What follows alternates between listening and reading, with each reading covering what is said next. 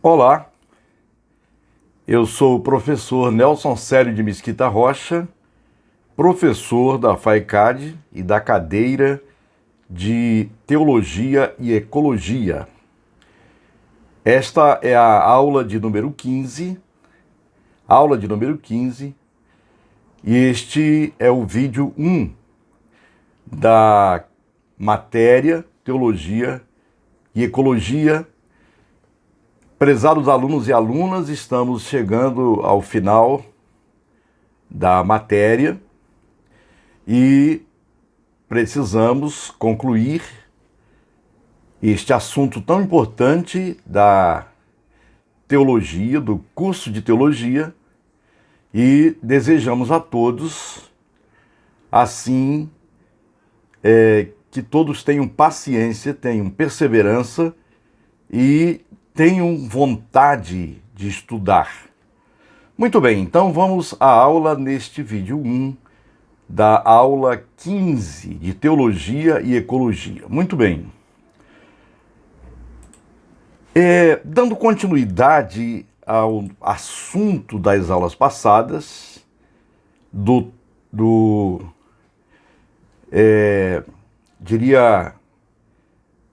assunto que trata da tradição bíblica quanto à criação, as origens da criação lá no Gênesis, capítulos 1 e 2, e também na tradição patrística.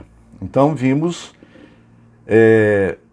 este conteúdo nas aulas passadas. E hoje, nesta aula 15, dando continuidade à unidade 3 do nosso texto básico de Teologia e Ecologia, nós vamos ver aqui os dois tópicos finais, que são as releituras do tema da criação, concluindo, portanto, assim com Agostinho, bispo de Hipona, grande teólogo da igreja, e também o tópico 3, o homem, o ser humano, homem e mulher.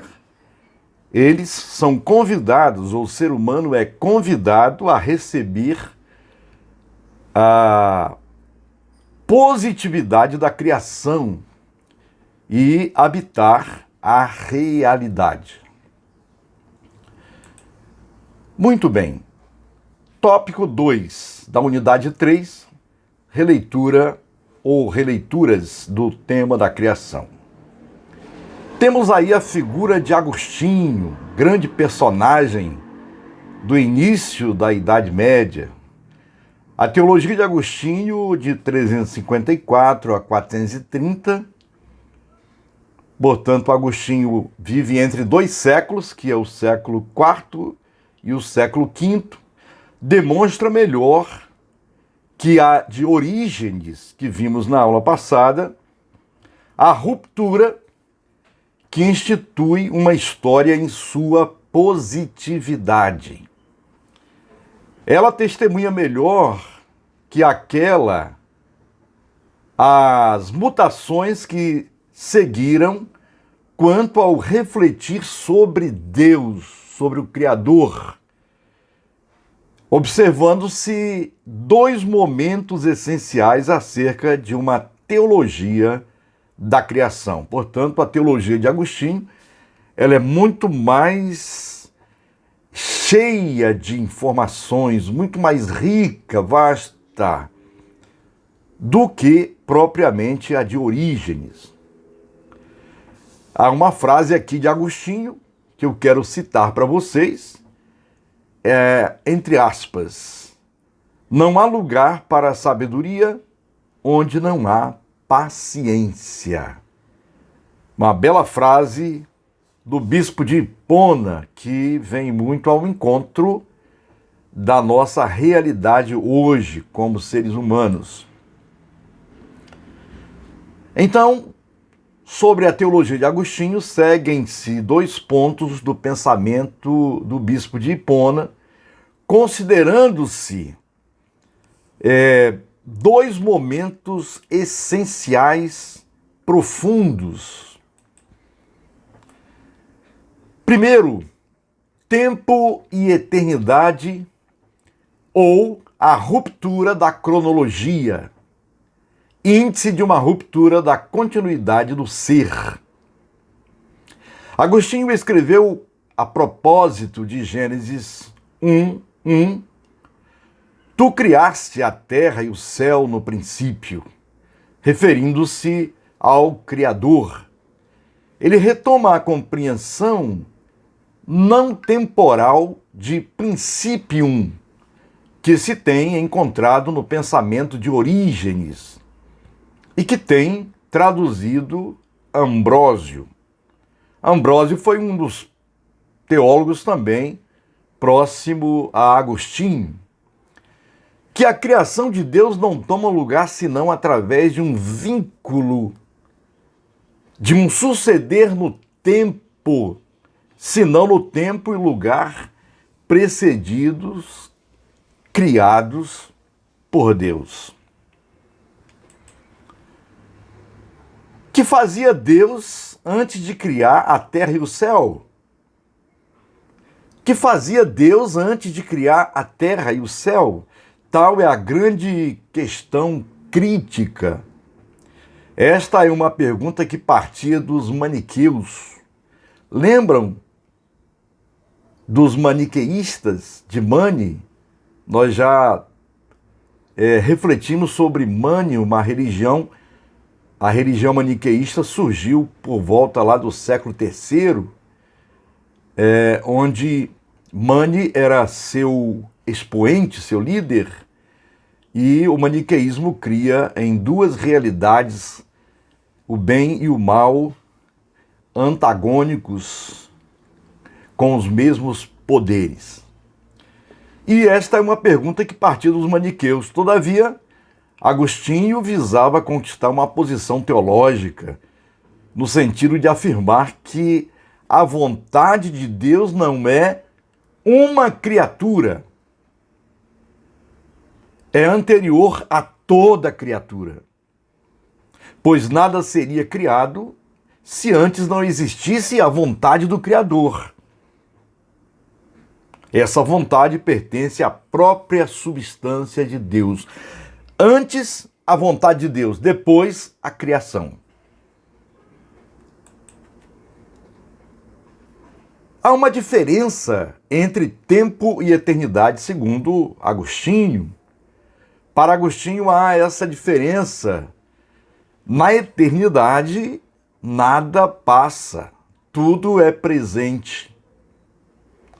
Compreendeu? Na eternidade, nada passa, tudo é presente. Ao passo que o tempo nunca é todo presente. O passado é compelido pelo futuro, enquanto o futuro nasce do passado. Logo, passado e futuro têm suas origens e existências naquele que é sempre presente, pois o passado e o futuro se dão onde? No presente. Assim, quanto à pergunta feita de origem dos maniqueus, a resposta dada por Agostinho é esta: antes de criar o céu e a terra, Deus não fazia nada. Pois se tivesse feito alguma coisa, o que poderia ser senão uma criatura? O tempo, portanto, começou com a criação. Pois que tempo poderia existir se não fosse estabelecido por Deus? Seus anos jamais terão fim. Deus é sempre o mesmo. Você pode ver isto no Salmo 102, versículo 27, e também em Hebreus 1:12. Deus é sempre o mesmo, ontem e hoje e para sempre. Seus anos jamais terão fim. É interessante observar que Agostinho dá destaque também em sua teologia a diferença entre a criatura e o Criador. Assim, há uma diferença entre a criatura e o Criador. Os anos de suas criaturas vão e vêm. E os do Criador são como um só dia, segundo a Epístola de Pedro 3,8. Um dia para o Senhor é como 1000 anos, e 1000 anos como um dia. O hoje de Deus é a eternidade. Deus criou todos os tempos e existe antes de todos eles. Deus é eterno. Bem, qual é o conceito de tempo, então, para Agostinho? Veja-se o conceito de tempo para Agostinho. O que é realmente o tempo? Pergunta Agostinho. Não existiria um tempo passado se nada passasse. E não existiria um tempo futuro se nada devesse vir. E não haveria o tempo presente se nada existisse. Assim, o passado não mais existe. E o futuro ainda não existe. E quanto ao presente? Se permanecesse sempre presente e não se tornasse passado, não seria mais tempo. Seria o que então? Eternidade. Seria eternidade. Se permanecesse sempre presente e não se tornasse passado, não seria mais tempo, mas eternidade.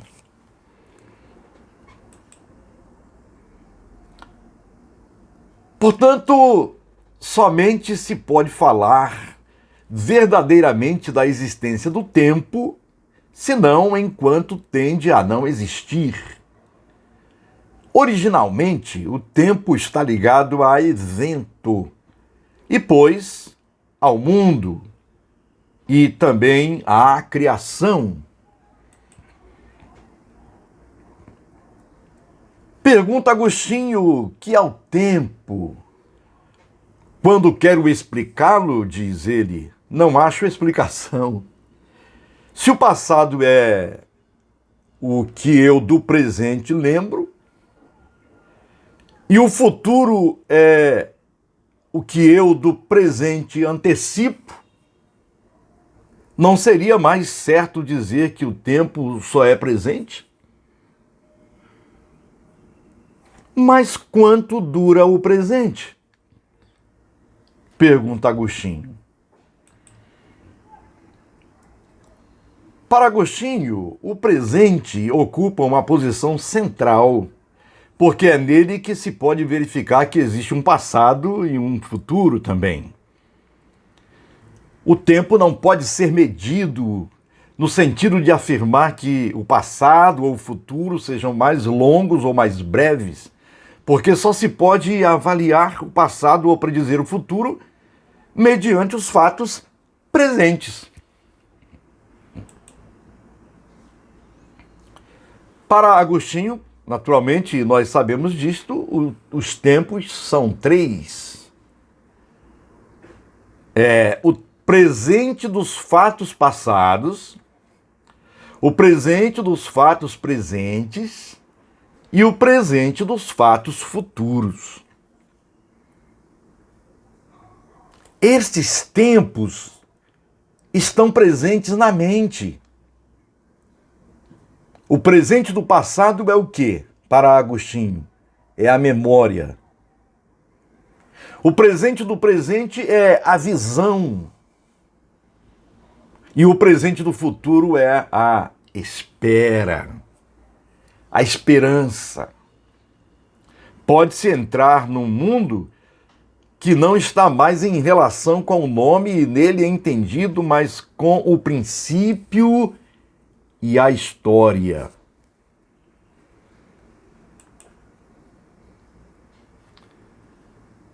Sobre a exegese agostiniana de Gênesis 1, toma-se a distinção entre o céu do céu criação antes seguida dos dias e o firmamento, céu de nossa terra.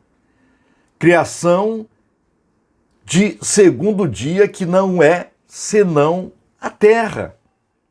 O céu do céu é percebido como criatura intelectual que participa da eternidade de Deus, sem, portanto, ser coeterna. Ela não está sujeita ao tempo. Observa-se que a matéria informe, sem forma, não está sujeita ao tempo. O salmista, no Salmo 139, ele entendeu isso. Que Deus o contemplara ainda informe, sem forma. Portanto, aquilo que é informe não está sujeito ao tempo. A matéria não está sujeita ao tempo. Agostinho chamava esta última de um nada, que não é coisa alguma. Ou um instante que não é. Assim, qualquer que seja, ela está fora da criação. Aquilo que é informe, segundo Agostinho, aquilo que é sem forma, não faz parte da criação. É o outro da criação que fez passar, sem algum intervalo temporal, de informidade da forma. A passagem da criação se fez no princípio, no céu do céu, o mundo de inteligível que precede o tempo, mas que é ele mesmo precedido pela eternidade do Criador.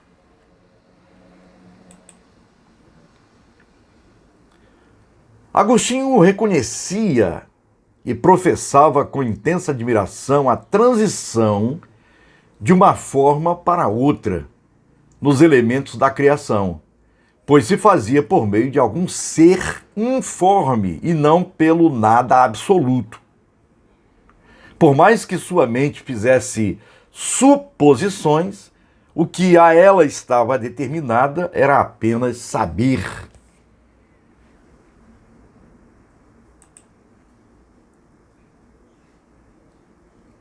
Tudo o que precede do Criador é diferente dele.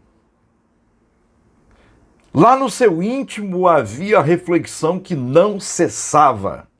A própria mutabilidade das coisas é capaz de tomar as formas em que se transfiguram as coisas mutáveis. Mutável é aquilo que muda, que se altera. Quem é que provoca isso? Certamente não é um nada, mas o próprio Criador. Deus não é uma coisa e ali outra, mas o que a tudo dá origem do nada. E tudo que procede do Criador é diferente dele. Nada se confunde com o Criador. Nada pode existir que seja igual ao Criador.